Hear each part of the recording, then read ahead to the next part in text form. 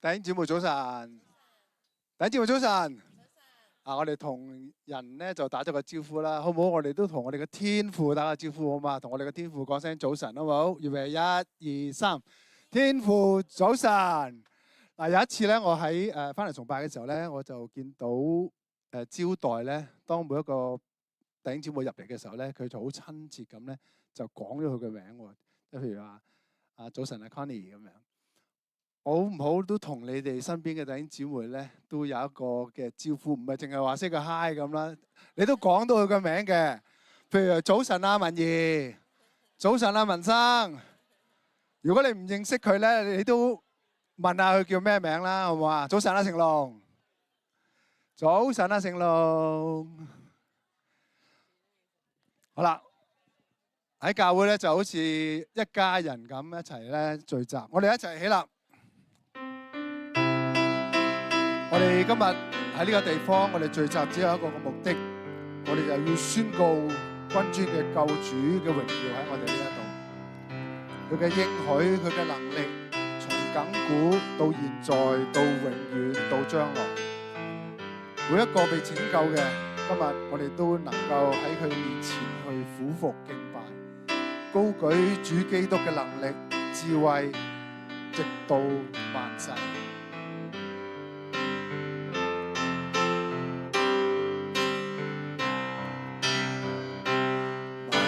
千秋不更改，主你是我居處。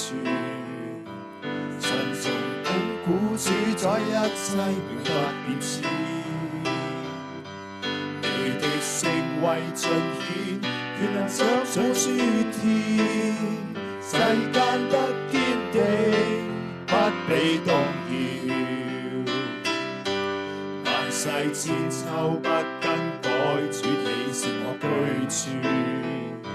神從亙古主宰一切，永不變遷。你的聖位盡顯，權能執掌諸天。世間得堅定，不被動搖。榮耀君尊主基督的國度於這裏。這所出的旨意最終成就，你的應許沒變，誠信達萬代，神定會掌管，跨越未來，高舉神榮耀和能力恩典遍千里，你永活大能，至高值得穹蒼。君尊至聖者，我救主，全地要俯拜，國度能力智慧，願榮耀到萬世。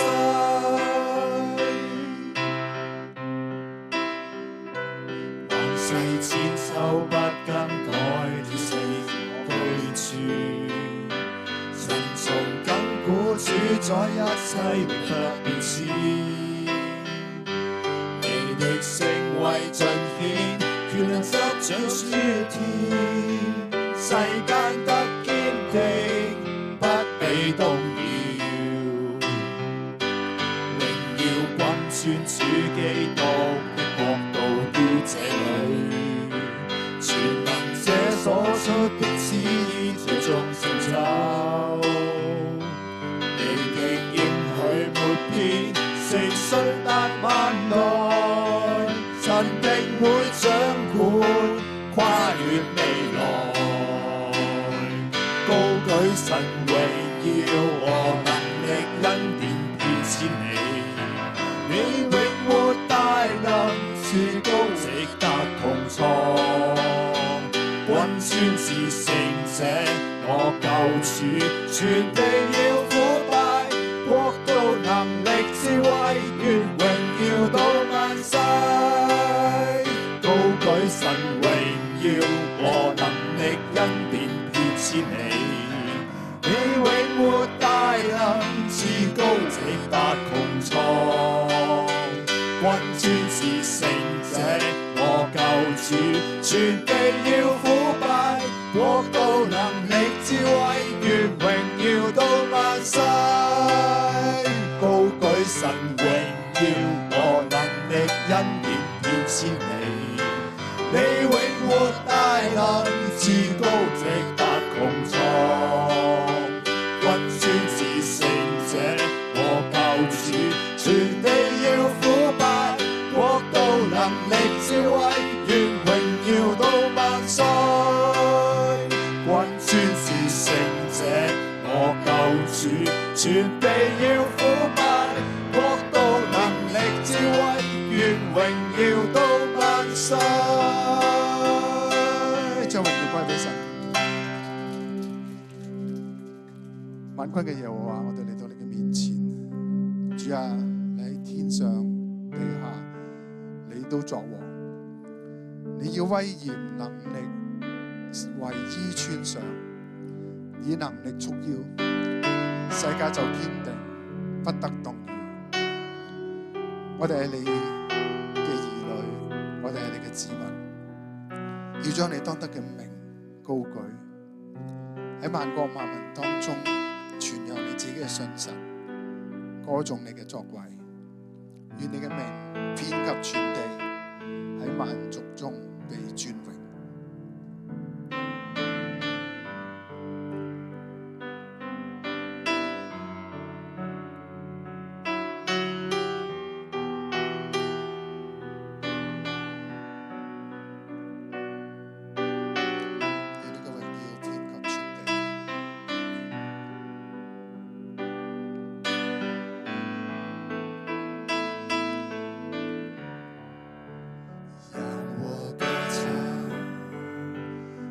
讚美你名，舉起我的雙手，敬拜你。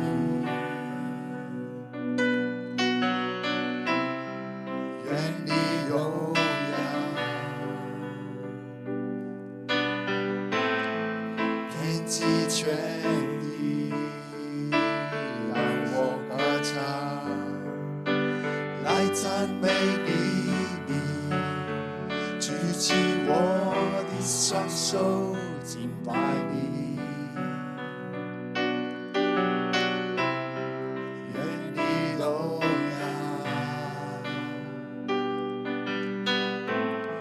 天地全地更新我靈，渴慕你生命，放下我的所有。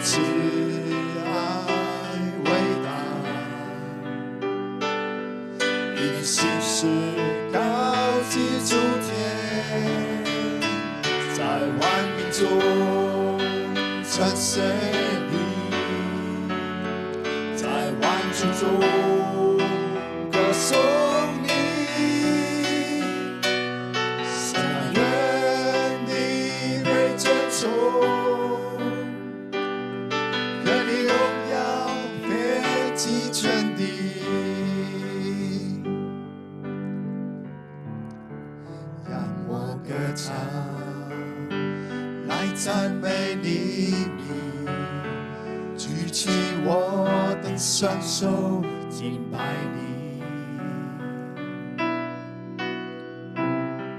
願你榮耀，天地全地更新我靈，渴慕你生命，放下我的所有，榮耀你。哈利路亞，哈利路亞，在萬民中稱謝你，在萬族中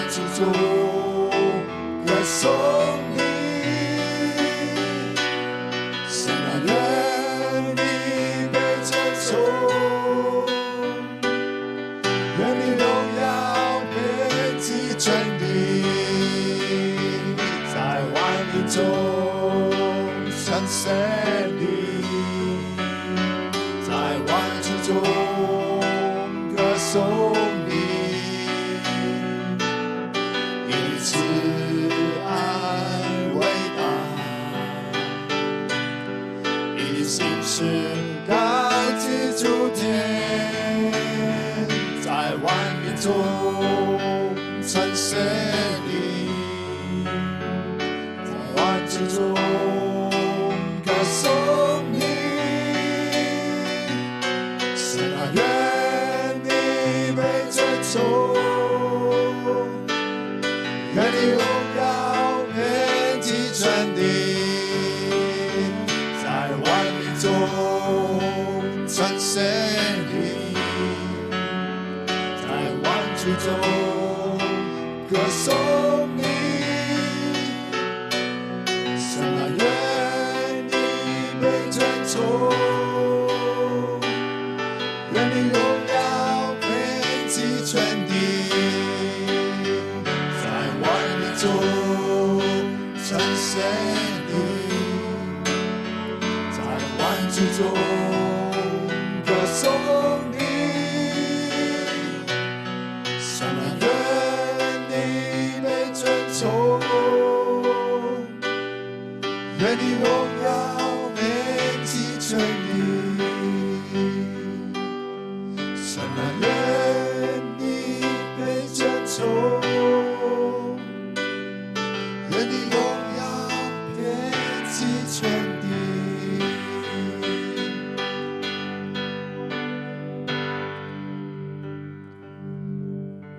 羅馬書8章32節嗰度講：神既不愛惜自己的兒子，為我們眾人捨了，豈不也把萬物和他一同白白地賜給我們嗎？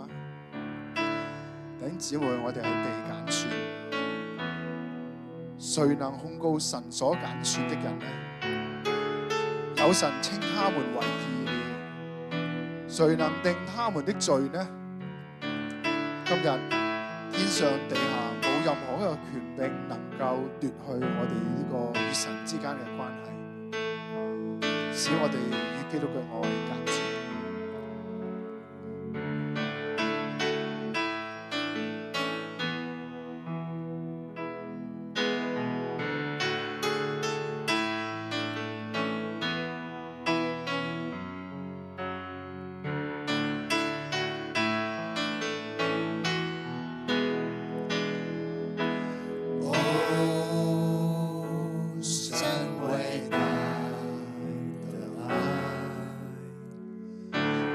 即将火高升，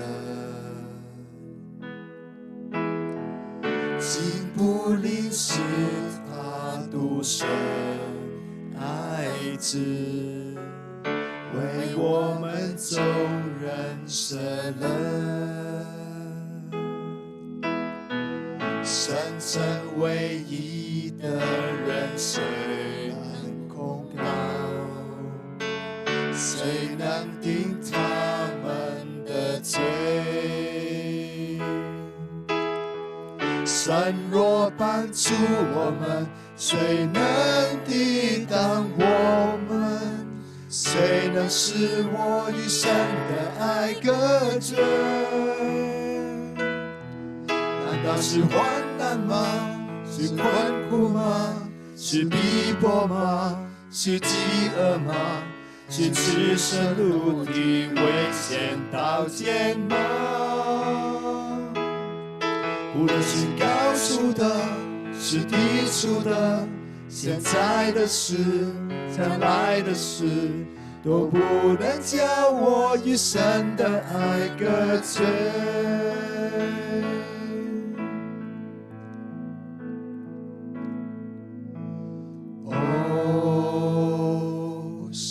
伟大的爱，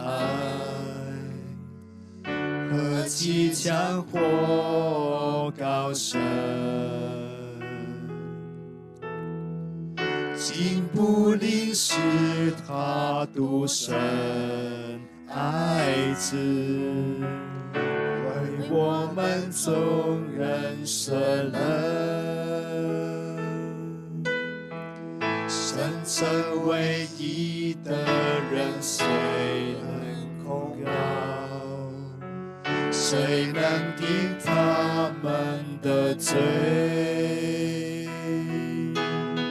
神若帮助我们，谁能抵挡我们？谁能使我与神的爱隔绝？难道是患难吗？是困苦吗？是逼迫吗？是饥饿吗？是赤身露体危险刀剑吗？无论是高处的，是低处的，现在的事，将来的事，都不能叫我与神的爱隔绝。难道是患难吗？是困苦吗？是逼迫吗？是饥饿吗？是赤身露体危险刀剑吗？无论是高处的，是低处的，现在的事，将来的事，都不能叫我与神的愛隔絕。讓我哋都留一段嘅空間俾神，讓我哋安靜喺神嘅面前去尋求佢，去等候佢。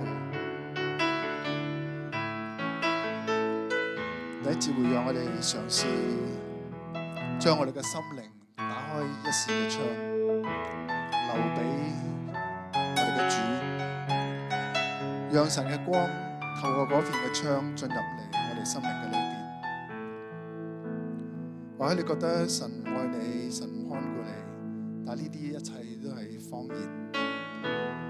願我哋一齊明白經歷基督嘅愛係何等嘅長闊高深，並且知道呢一份嘅愛係過於人所能測度嘅。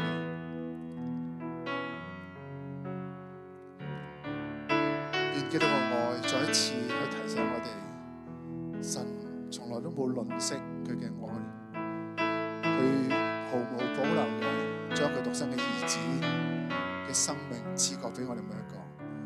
佢豈唔會將一切我哋所需用嘅都賜俾我哋？所以弟兄姊妹，今日願我哋都嚟到上帝嘅面前，讓上帝嘅光再一次嘅照亮，提醒我哋都係神所揀選嘅，神稱我哋為義。今日冇任何一個人能夠定我哋嘅罪，冇任何一個人能夠控訴我哋喺神面前我哋所領受嘅呢個嘅義。讓我哋都安靜喺上帝嘅面前。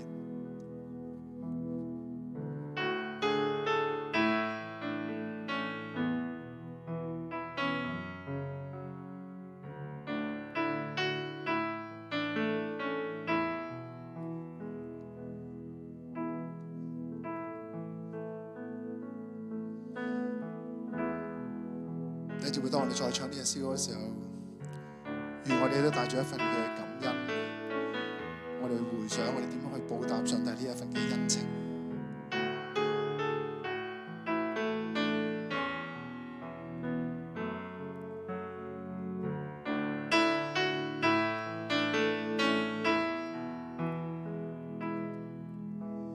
哦，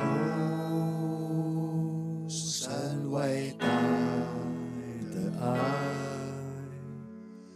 何其強或高深，竟不吝惜他獨生愛子，為我們眾人捨恩。神成唯一的人，誰能控告？誰能定他們的罪？神若幫助我們，誰能抵擋我們？誰能使我與神的愛隔絕？難道是患難嗎？是困苦嗎？是逼迫嗎？是飢餓嗎？是赤身露體危險刀劍嗎？无论是高处的，是低处的，现在的事，将来的事，都不能叫我与神的爱隔绝，都不能叫我与神的爱隔绝。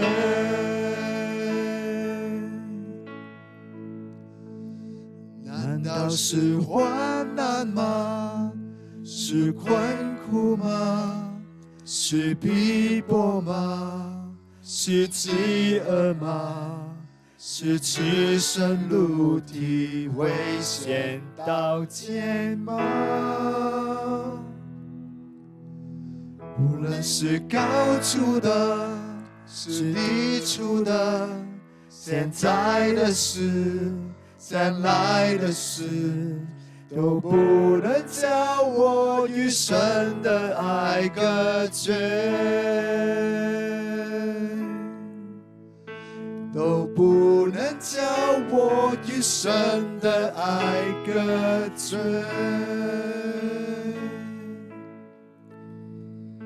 感謝神自己嘅愛，讓我哋能夠安然喺主嘅裏邊。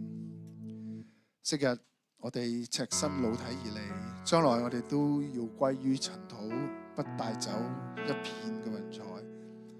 今日我哋所擁有嘅一切，無論係物質嘅豐富，無論健康嘅身體，一切都係出乎神，出於神。所以最後讓我哋都用呢隻詩歌去回應神，去讓神去教會我哋點樣用咩去報答上帝一切嘅厚恩，去完成佢自己嘅旨意喺我哋嘅生命當中。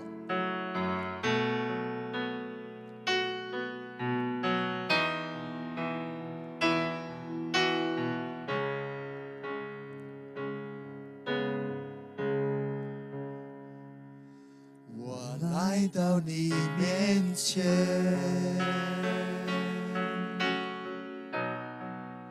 全心向你稱謝耶穌，你是如此愛我，我單單屬於你，我來到你面前，全心向你稱謝耶穌，你是如此愛我，我單單屬於你。主，我在這裡獻上我的心，生命的一切完全獻給你，因為我並沒有財寶和金銀能夠獻給你，唯有我的心，我唯一禱告，唯一的呼求，是你能悅納我思想的全所有，願我這一生成為你器皿，能完成你旨意。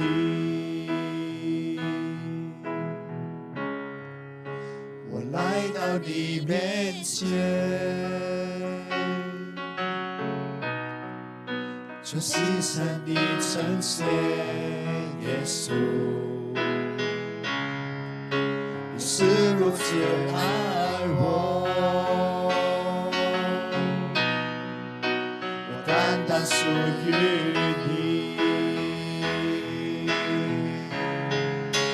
主，我在這裡獻上我的心，生命的一切完全獻給你，因為我並沒有財寶和金銀能夠獻給你，唯有我的心，我唯一禱告，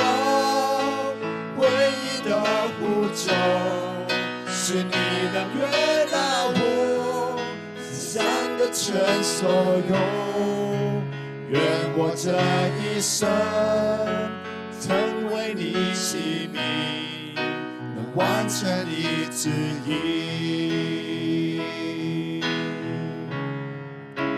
主，我在這裏獻上我的心，生命的一切完全獻給你，因為我並沒有財寶和金銀能夠獻給你，唯有我的心，我唯一禱告，唯一的呼求，是你能悅納我心上的全所有，願我這一生成為你器皿，能完成你旨意。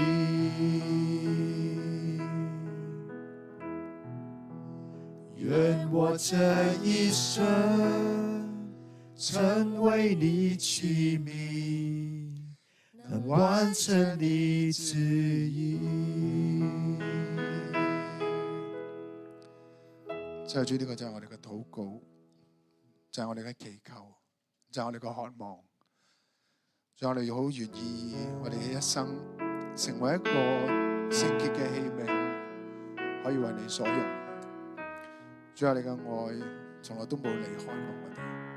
當我哋經歷呢一份捨棄嘅愛，一份完全擺上嘅愛嘅時候，主啊，我哋只有獻上最大嘅感恩。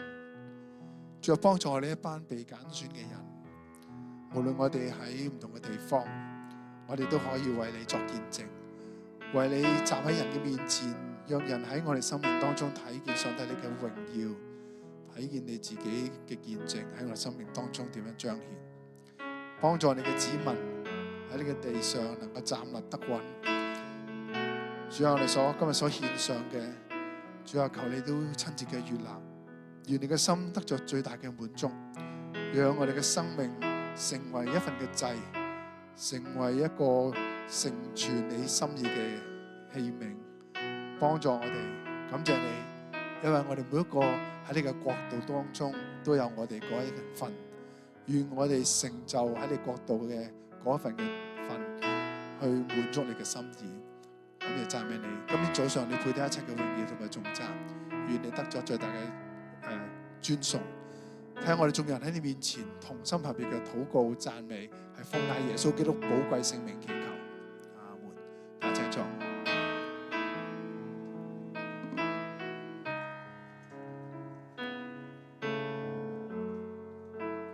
又係咁樣奉獻嘅時間。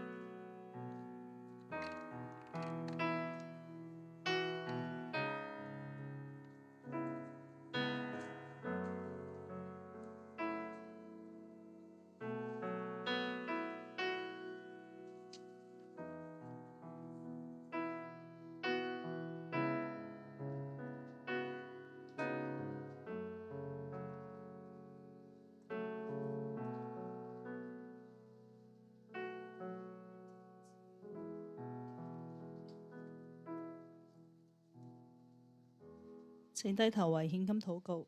七恩主，感謝你，感謝你恩典，讓我哋有奉獻嘅福分，亦都讓我哋有工作嘅能力。呢度有少少從你而嚟嘅金錢，求你教導我哋用喺聖工上邊，祈禱交託，奉主耶穌基督得勝名字祈求。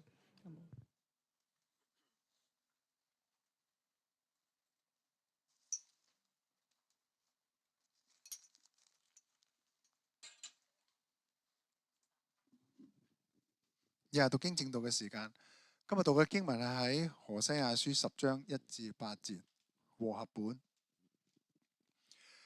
以色列是茂盛的葡萄樹，結果繁多，果子越多，就越增添祭壇；地土越肥美，就越做美麗的柱像。他們心懷二意，現今要定為有罪。耶和華必拆毀他們的祭壇，毀壞他們的柱像。他們必說：我們沒有王，因為我們不敬畏耶和華。王能為我們做什麼呢？他們為立約說謊言，起假誓，因此災罰如苦菜滋生在田間的泥溝中。撒瑪利亞的居民必因伯亞文的牛犢驚恐，崇拜牛犢的民和喜愛牛犢的祭司都必因榮耀離開他，為他悲哀。人必將牛犢帶到亞述當作禮物，獻給耶雷布王。以法蓮必蒙羞，以色列必因自己的計謀羞愧。至於撒瑪利亞，他的王必滅沒，如水面的沫子一樣。伯亞文的邱壇都是以色列取罪的地方，必被毀滅。荊棘和蒺藜必長在他們的祭壇上。他們必對大山說：遮蓋我們；對小山說：倒在我們身上。今日講到嘅題目係信巴力主人，講到嘅係李超儀傳道，將時間交俾 Connie。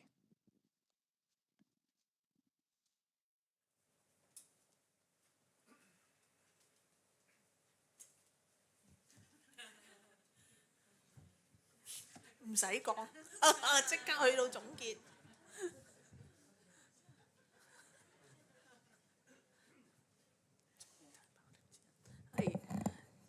各位弟兄姊妹早晨啊！我認識一啲養寵物嘅朋友呢，會自己叫自己做狗奴才嘅，唔知你有冇聽過？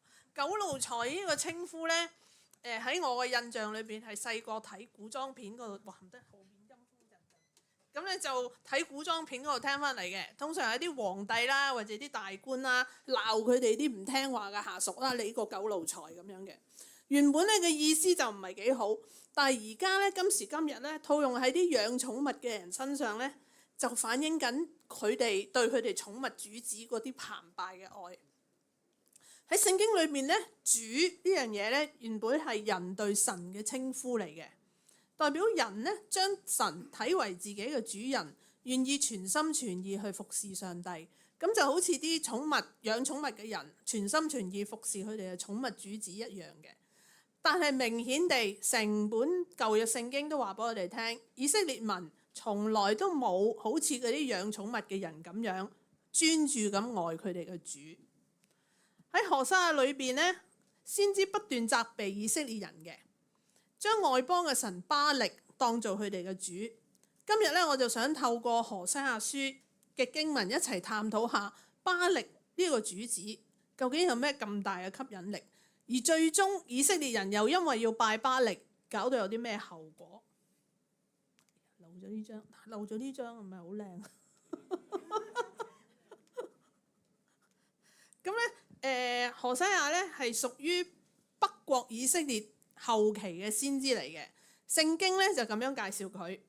何西阿書1章1節咁講：當烏西亞、約但、亞哈斯、希西家作猶大王，約阿斯的兒子耶羅波安作以色列王的時候，耶和華的話臨到備利的兒子何西阿。咁呢度提到嘅耶羅波安呢係2世嚟嘅，咁去到佢哋嗰陣呢已經係接近亡國前大約100年左右啦。咁先知書嘅分佈呢其實有啲亂嘅，你讀嘅時候有時會覺得，有時候覺得哇，以色列人要回歸悔改回主歸嘅神，去到某一啲部分呢就會講到以色列人呢要被神去懲罰。咁但係其實雖然係有啲夾雜嘅層次唔同嘅結構有啲唔係好一致性，但係其實先知書都有中心嘅。何西阿書嘅中心呢，就喺11章7節嗰度話：我的民偏要背道離開我，眾先知雖然招呼他們歸向至上的主，卻無人尊崇主。係一個好悲哀嘅情況，就係神呼召以色列人不斷要回歸去歸向佢，但係去到最尾佢係發現以色列人從來都冇尊重過呢個耶和華神。今日嘅講道呢，我就會將頭先讀嗰段經文分成3個部分。咁第一部分我哋就想睇下以色列人點樣拒絕耶和華做佢哋嘅主啊。第二個部分呢，就睇下佢哋拒絕咗神之後點樣去不斷追求自己嘅榮耀。去到最後呢，就想睇下佢哋拒絕神之後究竟要面對一樣點樣嘅後果。何西阿書第10章係咁樣開始嘅，先知話以色列係茂盛嘅葡萄樹，結果繁多，果子越多就越增添祭壇，地土越肥美就越做美麗嘅柱像。佢哋心懷二意，今日要定為有罪，耶和華必拆毀佢哋嘅祭壇，毀壞佢哋嘅柱像。佢哋就話：我哋冇王嘅，因為我哋唔敬畏耶和華。王可以同我哋做咩呢？嗱，喺呢個段落一開始裏邊，先知俾一個我哋見到一個好美麗嘅圖像。佢用茂盛嘅葡萄樹去形容以色列。由呢個形容，你諗到啲咩呢？咁我睇嘅時候呢，我就諗到一啲好豐收啊，因為大豐收，你睇嗰啲喺啲葡萄園嗰度呢，啲人摘啲葡萄一串一串咁摘落嚟，一種好開心嘅情況。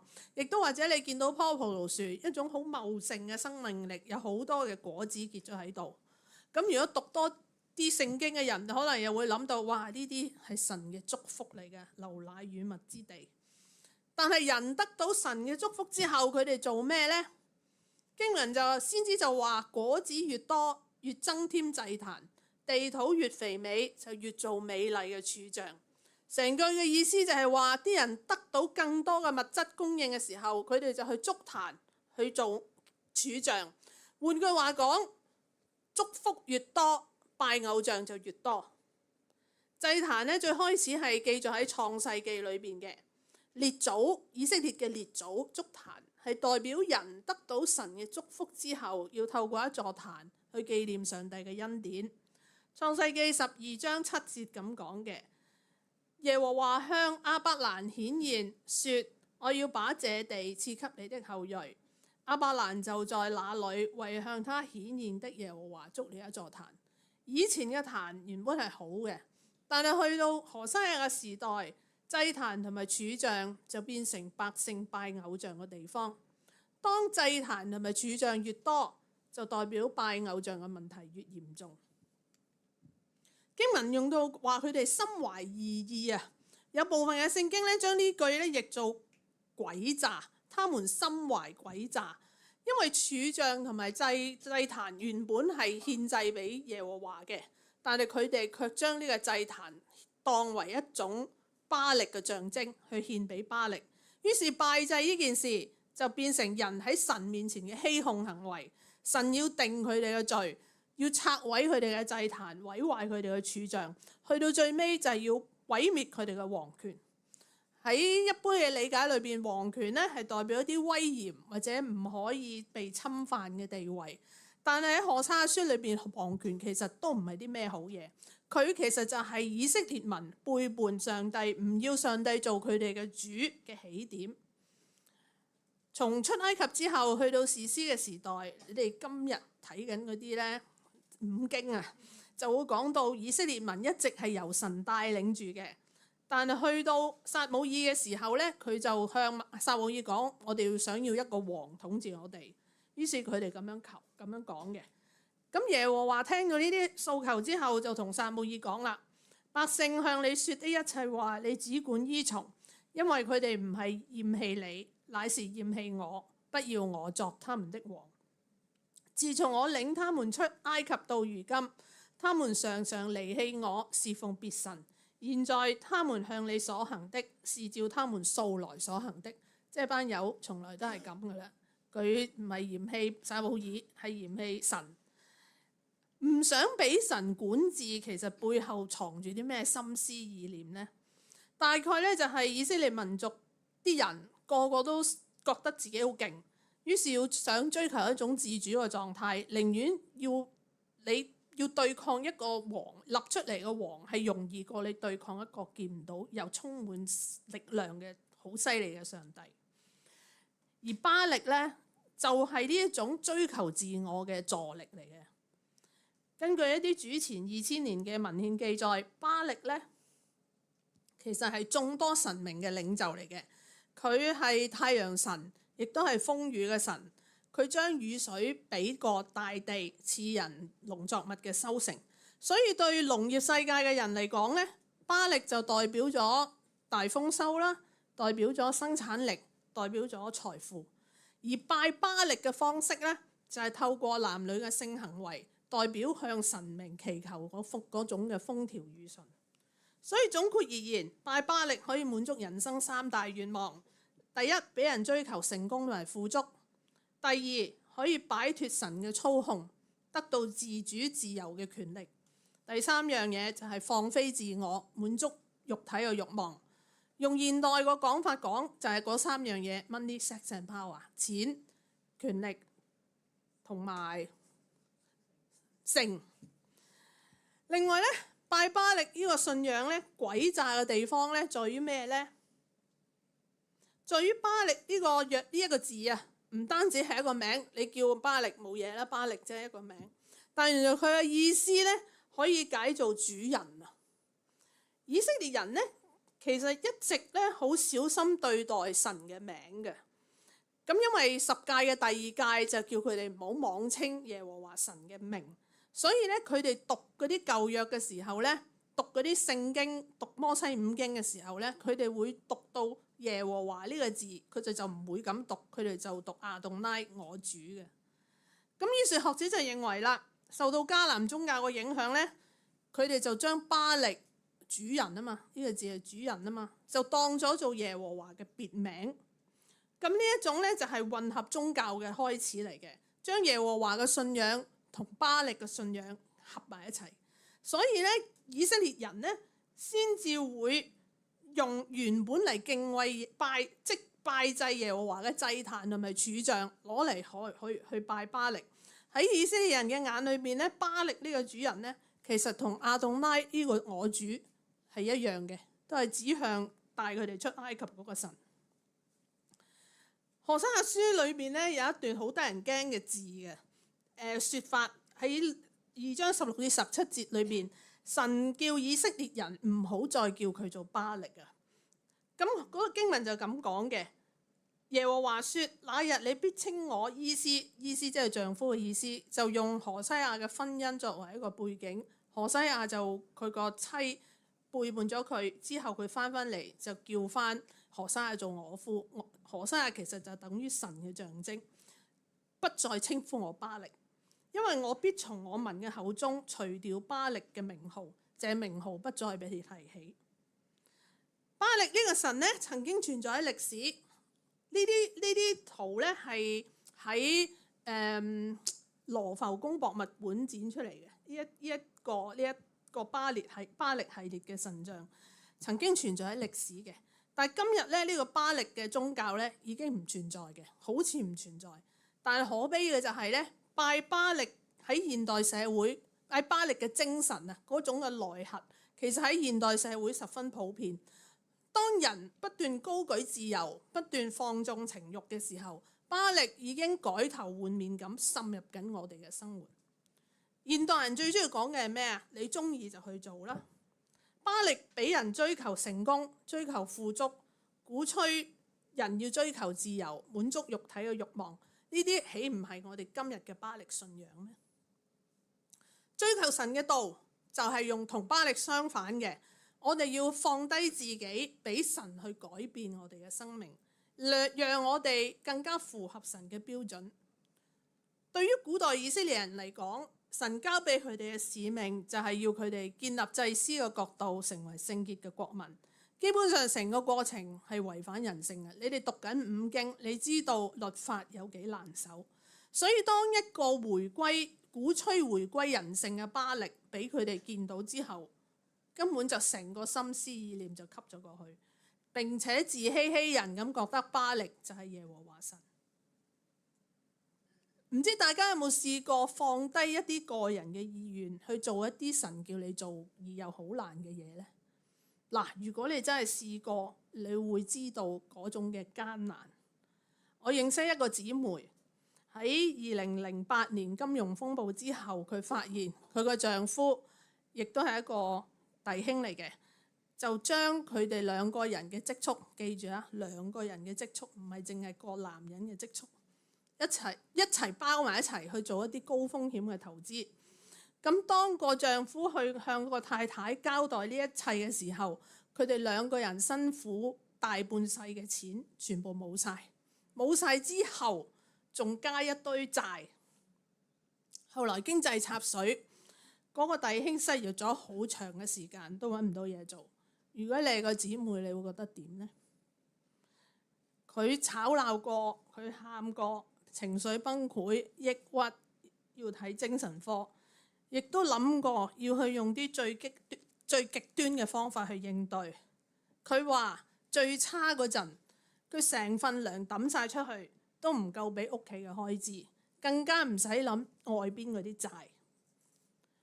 前面好似冇路行，但係退到最後，經歷咗好多掙扎，佢決定唔再用自己嘅方法去處理，無論幾困難，佢選擇唔去傷害自己，唔去傷害屋企。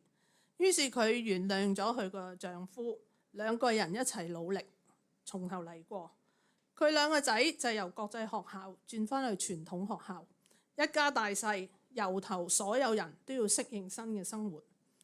後來神俾咗份新工，呢個姊妹啊，經濟鬆動咗好多，佢跟住可以慢慢清還嗰啲債務。呢個故事話俾我哋聽，困難其實喺你諗唔到嘅時候突然殺出嚟嘅，令你出其不意，令你手足無措。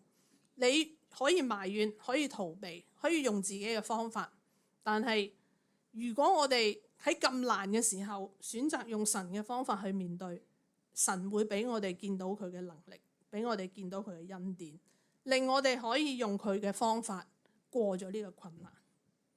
翻返何西阿書裏邊，同呢個姊妹唔一樣嘅，以色列人選擇拒絕上帝，跟住睇下佢哋點做。經文繼續講，佢哋為立約說謊言，起假誓，因此災罰如苦菜滋生在田間的泥溝中。撒瑪利亞的居民必因伯亞文的牛犢驚恐，崇拜牛犢的民和喜愛牛犢的祭司都必因榮耀離開他，為他悲哀。人必將牛犢帶到亞述當作禮物獻給耶雷布王。除咗巴力呢，牛犢都被視為耶和華嘅化身嘅。何西阿書好幾度都講到撒瑪利亞嘅牛犢。列王呢啲咁嘅諗法點嚟嘅呢？原來咧喺以色列北國咧開始分裂咗出嚟嘅時候咧，耶羅波安第一世做咗呢件事。列王記上12章28至29節，佢咁講：你們即係北國嘅百姓，上耶路撒冷去，實在是難。這就是領你們出埃及地的神。呢個他咧即係耶羅波安一世啦，就把牛犢一隻安在伯特利，一隻安在但。喺俄西亞嘅時代咧，牛犢已經成為以色列北國以色列嘅宗教標誌。呢個段落嘅經文俾我哋睇到，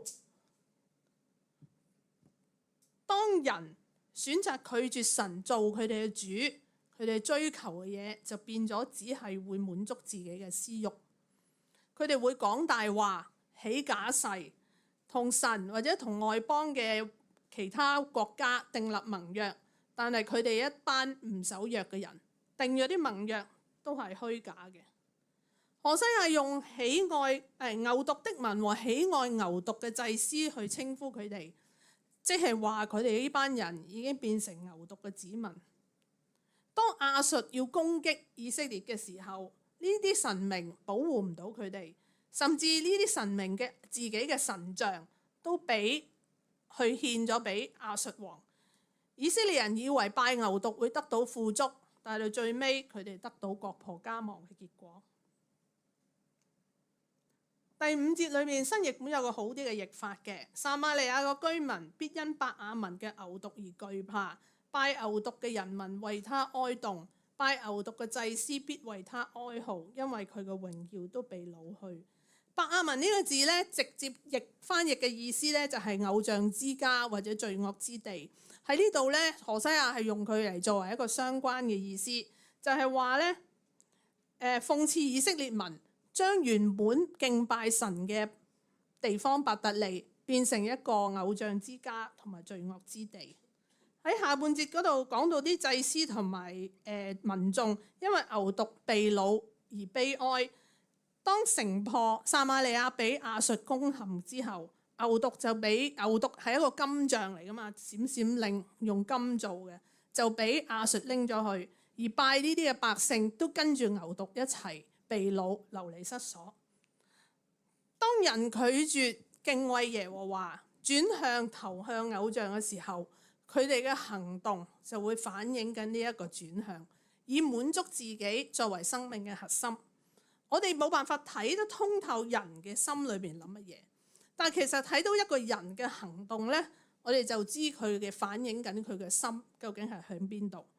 我諗呢篇講章嘅時候呢，我接二連三聽到好多基督教界嘅醜聞。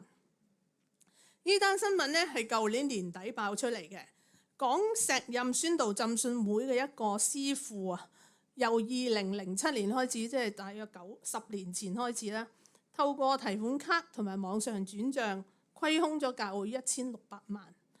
喺2025年呢，佢就向舊年呢，佢就向一個教友承認咗呢件事。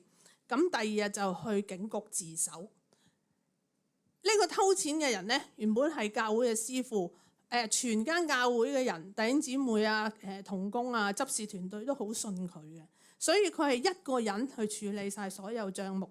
咁佢虧空咗咁多年呢，點樣交數呢？原來佢每年呢都自己揼一份會計核數報告嘅，就交俾教會去通過。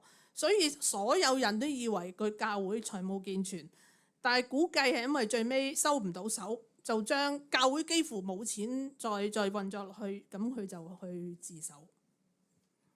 另一個。Philip Yancey 唔知你識唔識？楊腓力係一個基督教暢銷書作家嚟嘅，佢寫過好多書嘅，有興趣可以上網睇下。2026年嘅年頭咧，佢就喺社交媒體度出 po 啊，就承認自己同一個已婚嘅女性維持咗8年嘅婚外情啊。楊腓力承認呢件事嘅時候76歲。8年前即係68歲嘅時候開始呢段不倫關係，所以你冇諗住年紀大咗，有德高望重，去到某一啲位置就唔會跌倒。楊腓力你自己睇，翻去睇下佢個故事。我哋讀以色列人嘅歷史嘅時候，可能會覺得拜巴力、拜金牛犢都係一啲離我哋好遠嘅嘢，但歷史係不斷重演嘅。只要我哋心裏面存在私欲，拒絕神做我哋生命嘅主嘅時候，任你幾咁德高望重、受人尊重，我哋一樣會跌倒。我舉呢兩個例子，其實我想講，我佩服佢哋嘅勇氣㗎。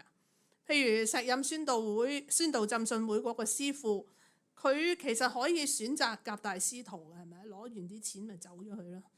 正生書院嗰個就係攞咗幾千萬走咗去。楊腓力。我睇佢嘅故事，我覺得佢雖然好似晚節不保啊，幾十歲、70幾歲出嚟亦承認呢啲婚外情，佢亦都要辭去佢所有喺基督教界裏邊嘅職務嘅。佢呢種認罪嘅悔改，好似讓神蒙羞，但係佢哋肯承認自己嘅罪啊，承擔罪嘅後果，我相信神會接受佢哋嘅悔改嘅。我或者覺得我哋未必會做到好似佢哋咁，但係佢哋係一個好難選擇嘅環境，選擇跟從神認罪、承擔罪嘅後果。我覺得呢一樣嘢咧係值得我哋反思嘅。今日基督教界咧越嚟越多唔好嘅嘢，或者我哋都要苦心自問，我哋有冇當神係神呢？甚至我哋係咪已經不知不覺喺個心裏邊建立起巴力嘅信仰呢？我哋呢個時代，巴力有個好好聽嘅名，佢佢叫做自由或者個人主義，讓我哋可以隨便放縱去行事。其實呢樣嘢已經成為今日一個不可逆轉嘅價值觀同埋潮流。跟住我哋再睇下我哋神點樣對付呢班拜偶像嘅百姓。去到第6節經文咁講：以法蓮必蒙羞，以色列必因自己嘅計謀慚愧。至於撒瑪利亞，他的王必滅沒，如水面的沫子一樣。伯亞文的邱壇就是以色列取罪的地方，必被毀滅。荊棘和蒺藜必長在他們的祭壇上，他們必對大山說：遮蓋我們；對小山說：倒在我們身上。呢幾節經文咧喺何西阿書嘅結構裏邊咧係屬於何西阿對於北國以色列接近係最後嘅預言㗎啦。喺呢個預言裏邊咧提到各種嘅邪教中心會被神毀滅。而呢一種嘅毀滅嘅方式咧，會透過戰爭、透過疾病、透過饑荒、透過自然災害，人嘅將要承受嘅苦難係非常之巨大，以至於佢哋會去求咩呢？求大山遮蓋我哋，小山倒在我哋嘅身上，即係佢寧願俾山泥傾瀉去殺咗佢，佢都唔想面對落喺敵人手裏邊嘅嗰種嘅生不如死嘅待遇。其實係去到何西阿嘅時代，離北國以色列亡國呢，仲有100幾年嘅時間嘅。當時嘅環境面對國家日漸衰退，人口又越嚟越少，各個嘅問題，各式各樣嘅問題，經濟啊、民生啊、政治啊、內憂外患大量咁出現。你係嗰個皇帝，你聽唔聽啲先知嘅勸告呢？但係佢哋咧就選擇咁樣。以色列的驕傲當面見證自己，雖遭遇這一切，他們仍不歸向耶和華他們的神，也不尋求他。以法蓮好像鴿子，愚蠢無知，他們求告埃及，投奔亞述。他們去的時候，我必將我的網撒在他們身上，要打下他們，如同空中嘅飛鳥。經文話俾我哋聽，以色列民咁樣選擇嘅核心就係因為佢哋驕傲，佢哋嘅驕傲滋生咗頑固，拒絕神俾佢哋嘅回轉嘅機會。當中嘅發展呢，就係一個一個層次，你會睇到出嚟嘅。最初就係因為驕傲，拒絕唔俾神去做佢哋嘅王，然後人生所作嘅、所追求嘅就係滿足自己嘅慾望。最後就係因為各式各樣嘅罪，就面對上帝嘅審判。神從來都俾我哋有選擇嘅。喺何西阿嘅時代，神不斷差遣先知去警告啲犯罪嘅百姓，其實就係想佢哋選擇知罪，然之後悔改回轉。所以讀先知書嘅審判嘅時候，你唔好睇到上帝嗰種殘忍，而係要睇翻上帝苦口婆心勸佢哋回轉，要俾佢哋有機會改過嘅事實。但係可惜以色列民因為驕傲，最後繼續選擇巴力，選擇牛犢做佢哋嘅主子，最後亦都因為驕傲拒絕神嘅呼籲，然後要面對巨大嘅審判。今日我哋呢個世界以個人嘅自由作為核心嘅價值觀，要我哋放低自我咧，去跟隨上帝係一啲都唔容易嘅。莫講係一啲大事，有時要做一啲小事，我哋都覺得好難。有一次我約咗一個好耐冇見嘅朋友，仲揀咗一間我哋都想試嘅餐廳去食飯。當我哋研究緊嘅餐牌，覺得樣樣都好食嘅時候，我阿爸打咗7、8個電話俾我。佢話醫院要佢出院，跟住又話因為佢出院，所以又唔俾午飯佢食，搞到佢好肚餓，要我即刻去。哇！當時我拎住個餐牌，覺得千斤重啊！我放低嘅似乎唔係一沓紙啊，我放低啲咩啊？我放低咗一個可以自由自在食飯嘅機會。我放低咗一個可以同朋友一齊吹水嘅開心時間，我亦都放低咗一堆對美食嘅期待啊！後來呢，我就去咗醫院做咗我該做嘅嘢。為地上嘅父親，我哋要盡責任，放棄一啲小確幸嘅時候，我哋覺得好難。但係我哋要奉我哋嘅上帝為主，神有時放喺我哋眼前嘅係更大更難嘅事，我哋又點樣去捨得呢？正如我開始講嗰個願意原諒佢個炒窿晒股票、輸晒啲錢嗰個姊妹，佢要放低嘅係咩呢？可能就係唔見晒啲錢之後對丈夫嗰種憤恨，係咪憤怒同埋恨啊？明明冇做錯嘢，仲要獨力承擔一切後果嘅嗰種委屈。石蔭宣道浸信會嗰個自願自首嘅師父，佢放低嘅就可能係佢全部嘅嘢。佢要面對嘅係咩？面對就係要將會坐監啦，係咪？穿櫃桶底啊嘛。同埋佢弟兄姊妹嘅信任啦，信咗佢幾廿年，突然間原來佢會咁樣嘅，啲朋友都可能冇晒，屋企人唔知會唔會繼續支持佢。婚外情嘅著名作家，佢要放低嘅就係佢引以為傲嘅寫作事業啦，萬千讀者嘅尊重啦，全部都要放低晒。人要到呢一步唔容易，但係佢哋點解肯呢？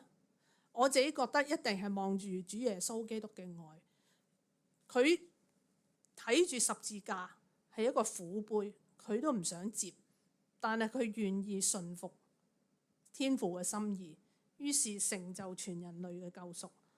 去到我哋嘅生命，我哋能夠順服聖靈嘅帶領，跟隨合神心意嘅過生活嘅方法，只能夠跟住基督嘅樣式。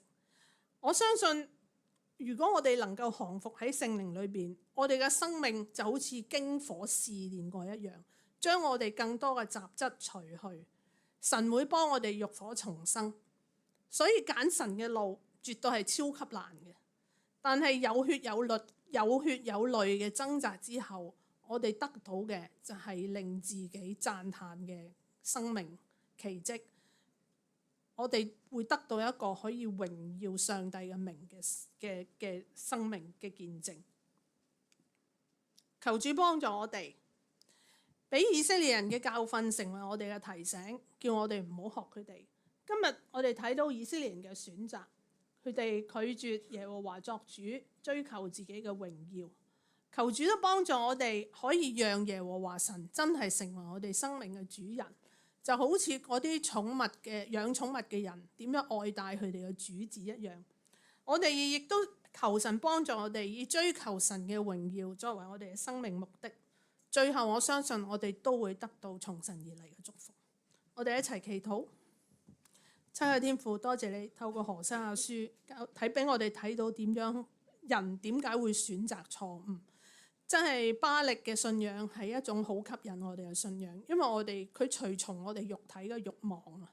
主要求你幫助我哋唔要追隨我哋肉體，因為隨從肉體嘅就係死，唯有隨從神嘅，唯有隨從聖靈嘅，我哋就係生命平安。主要求你幫助我哋喺我哋嘅生命每一個大小選擇裏邊，我哋都係選擇你，堅守你嘅道，能夠榮耀你嘅名。多謝主，聽我哋嘅祈禱，奉耶穌基督嘅名求，阿門。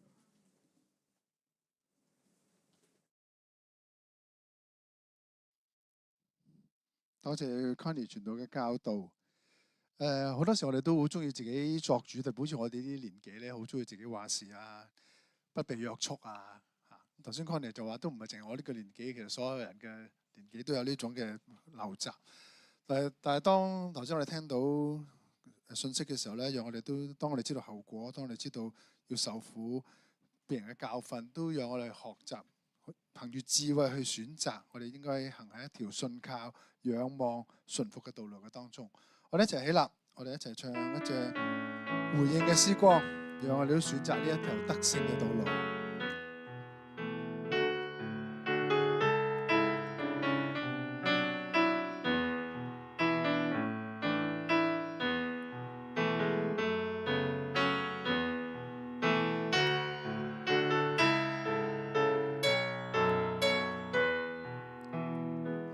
非我願做之事，非我願去之處，求主以你恩典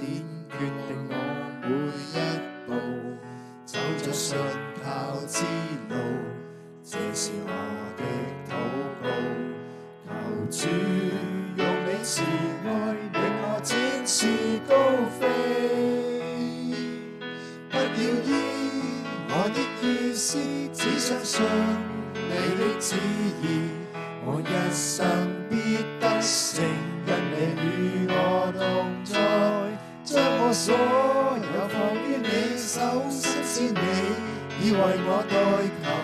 耶穌，你是我神，我已一生信服，願你保守。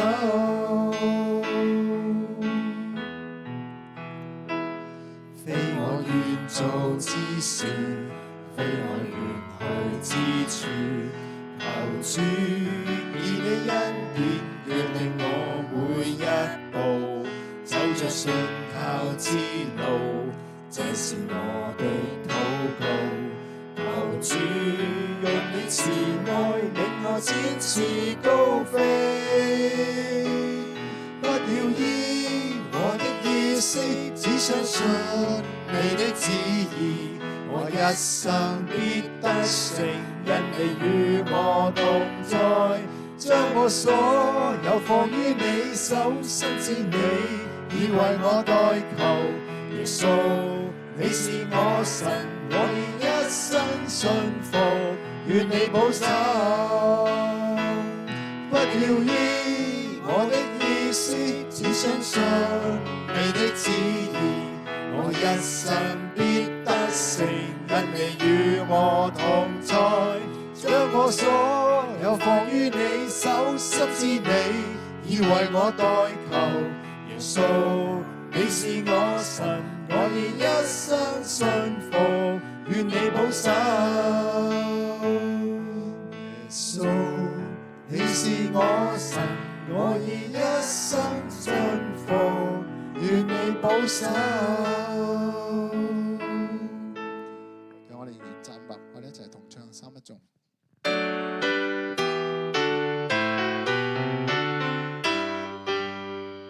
真理一生幸福之源，天下生靈道當中現，天上萬軍也參諸門，同心讚美父子聖靈。哈利，這些年我哋做到祝福。我哋低頭領受從上主以嚟嘅賜福，願天父上帝嘅慈愛、主耶穌基督嘅洪恩、聖靈每天嘅引導同行，讓我哋咧警醒到我哋每一日都係主嘅兒女。我哋要將主放翻喺佢係我哋生命嘅主上邊，亦都咧讓我哋嘅行為、我哋嘅心思意念都與我哋所蒙嘅恩去相稱，從今時直到永永遠遠。阿門。請坐。好多謝 Connie 傳道俾我哋嘅教導。我哋今日咧午堂咧有位新嘅朋友喺我哋當中 ，Florence 係啊 Horace Chick 嘅同事係咪啊？我哋俾啲掌聲佢，希望咧康山能夠成為你屬靈嘅家嚇。好，咁我哋有啲家事報告想同大家分享嘅。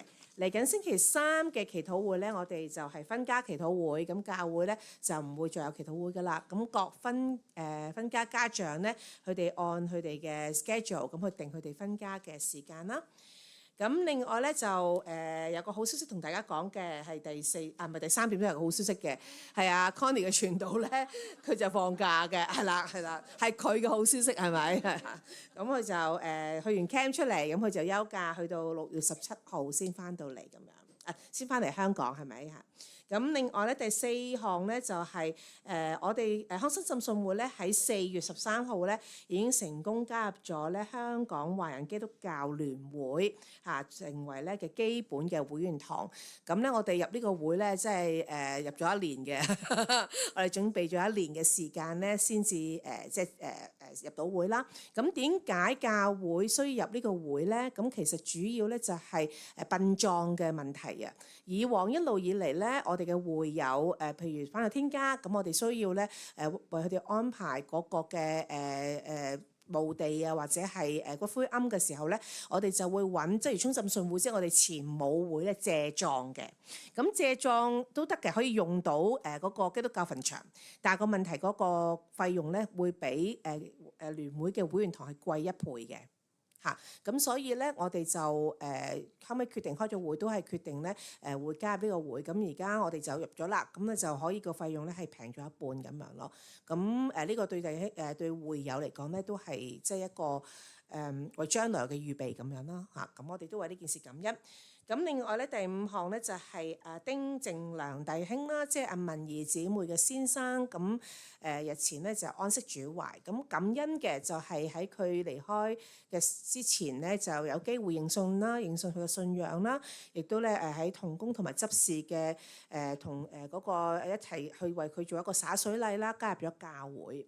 咁所以咧佢有一個安息禮就會喺6月6號星期六嚟嘅下晝2點半鐘喺華人基督教墳場上路禮堂。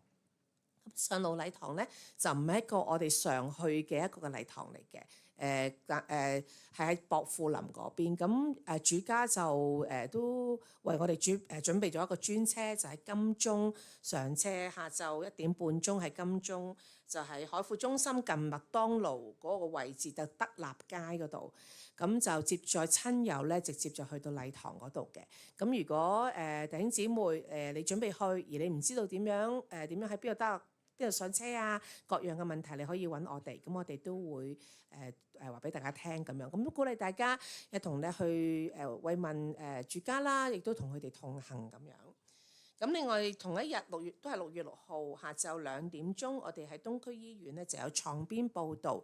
如果弟兄姊妹想參加嘅話咧，就請可以出到去個 lobby 嗰度報名就得啦。咁好報告事項到呢度，默禱之後可以散會。